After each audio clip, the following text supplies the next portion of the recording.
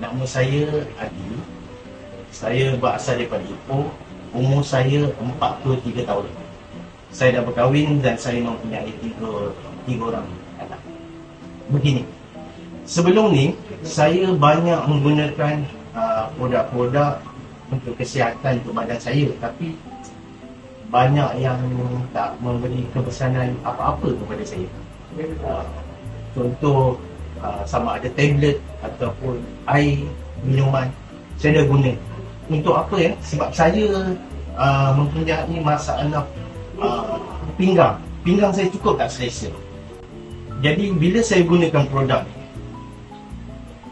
pinggang saya cukup selesa. Contoh ya, saya tak tahu anda dekat luar sana macam mana, rasa macam mana. Ini pengalaman saya.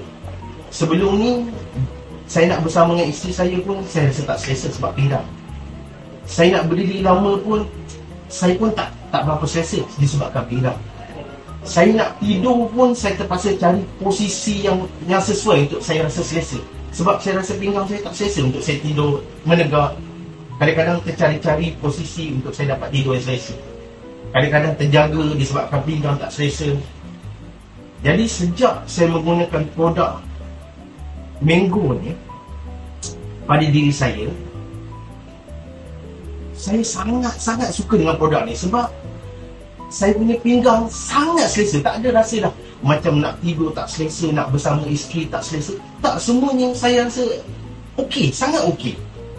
Jadi untuk sharing kepada anda-anda semua, anda mengalami masalah yang seperti saya rasa patut cuba produk.